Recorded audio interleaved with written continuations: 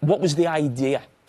So the idea for me, and I said when I say it was a throwback, but we've got the 4-4-2 zonal press. We've just seen Chelsea do man-to-man press. What's interesting, and we're going to get to this with Thierry later on, is Manchester City definitely made this easy for them because they never had any players between the lines, Thierry, and that's something we're going to get to later on with Bruno Fernandes. Between the lines, yes. But this is what we would have done. This is what Arsenal would have done in the past, right? So the idea is, okay, we're all in a zone. We start now, and what do? We're going to let the ball go to the youngest centre-back, or maybe the weakest centre-back, if you like, on his weak foot. So he's a right-footed player. He's on that left foot. Max Lane, young player, still learning his trade. So the ball's going to come here, and then we're going to press, OK? As the ball comes across, the thing to really look at is Kobbie Mainoo. And he had a role all day to look after Rodri in that midfield. So he was jumping out of central midfield. So what did that mean? A big problem for Manchester United over the last couple of years has been this man, Casemiro, left alone in the central midfield. So your midfield partners jumped to stop one of the best players in the world dictating the game. So this means Ahmad and Dorgu have got to get inside and get narrow.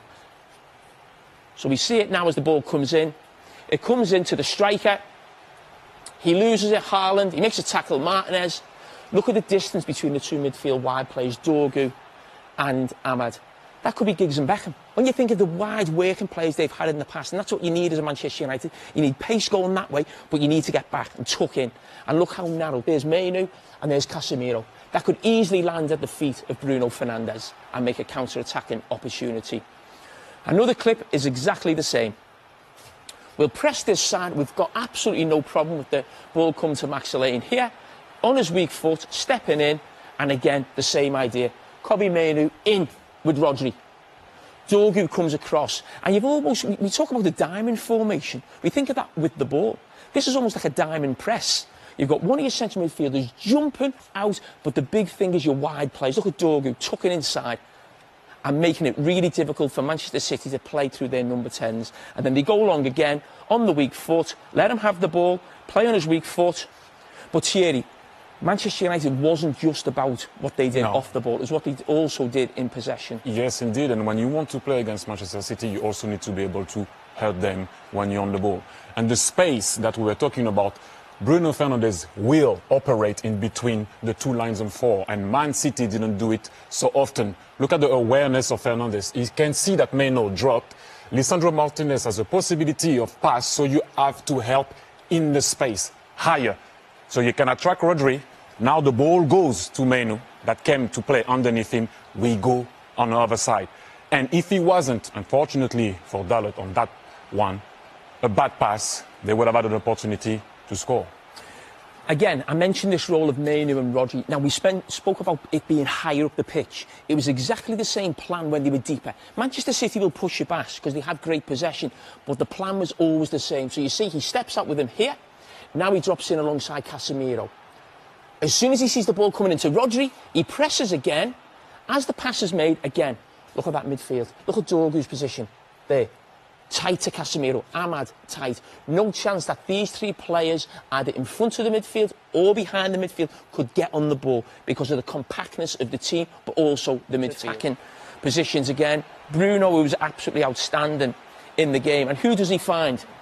Dorgu. We've just mentioned the position of Dorgu, almost on the same level as Casemiro, protecting that midfield space. Brilliant from the midfield players all around. And again, I love what Carrick offered on a goal kick. He knew, obviously, that Man City was going to press. But what I like, if you compare it to what Man City did, you are going to explain it. But first, I need to explain what's going to happen to be able to explain what happened at the top, because it happened at the same time. When you see this type of situation, obviously, you're inviting Man City to press, as you can see here. It's almost a man-to-man. Lewis is there, wingers inside. So it's a back three with your holding midfielder shielding, right? We all know that's what you do. If he jumps to the goalkeeper, because your goalkeeper is the extra man, you're going to stay now on Ahmad. That's going to take away Aki. The ball's going to go, obviously, we already know where it's going to go. Now, he's not comfortable. He's asking Alain to come back, but Alain went on Fernandes. Now, he's going to cover. Obviously, Mbeumo can drop because you have a run maybe from Dorgu, so Kusanov has to stay. Ball is coming. on the ground. They worked on it. Why? Because he's coming to play under straight away. Now we can play football. And we are out. You attract short to go long. And again, unfortunately for Dalot, it was offside. But the idea was there. And I want to go back to what Man City didn't do too well. If you want to dislodge a 4-4-2 flat defending, that's what Man City do more often than not. You need to be in between the lines, just like Bruno Fernandes was found. So, have a look. Rodri is asking who wants that ball. At that particular moment, you have your 8, your holding midfielder, facing the line of 4. Your 10 has to go and play here and ask for that ball here. Do not come to the ball. You make it too easy. That's what too easy in bracket for Menu to go and put pressure. Obviously, Cherki is going to go to the ball. You see him, he goes to the ball. Look at the difference between Cherki and Bernardo Silva. Cherki stays low. Look at where Bernardo Silva is going to go, to the pocket. Cherki, you should have been here. And I explain why. If you go here, he has to cut now the pass inside. That's free a pass now for Semenyo. And if Semenyo receives the ball, he has a problem now. Because what I call the domino effect now, you have 5 guys in line. On the contrary to you, it's a 3-2-5. But then you can operate and you can hurt now that team in a 4-4-2 flat. You have now. You have an underload. Yes, Semenyo could have dribble past everybody, but you're not dislodging a 4-4-2 like that. Okay, and we're going to go to the goal. And you've got to remember, the guy who scores is in the wall, and so is Bruno Fernandes. And the goals, the counter-attacking goals in the Premier League in the last 18 months have sort of gone off the scale. I think we're almost double, as I said, in the last 18 months than what we've been in the 10 years before. So it's a huge part of the game. So when this ball comes in and Harry Maguire heads it away, that space there, you might think it's not a problem. It is. It is a problem, as we go on to see. Maybe the guy who's taking the free kick is not the right guy to take it because he can't deal with this situation. Now, what he needs to do as he's taking that is to jump and make sure when this ball drops here, he either wins the tackle, not his forte, or give a foul away. He has to stop the counter-attack. So thinking you're okay in this situation in the Premier League right now is not. You're not. Now, he has to make a foul, and then Manchester United away, and it's a fantastic goal from them. The first goal in a big game like this is always hugely important. Bruno Fernandes, fantastic, and then Buemo. But Thierry, you need to take over this. Yes, there's something that I want to talk about. I grew up watching Michael Laudrup, the best passer of the ball that I've ever seen. That's my opinion. As you're going to roll it here, I always saw him, when he wants to pass the ball that way, moving it right to pass it left, move it left to pass it right. Because what it does, it will create a little confusion to the defender and will make them move and give time and space to his striker. This guy is not playing football, he's thinking about it. That's a different ball game for me. So now, he didn't touch it yet, okay? He's running with the ball.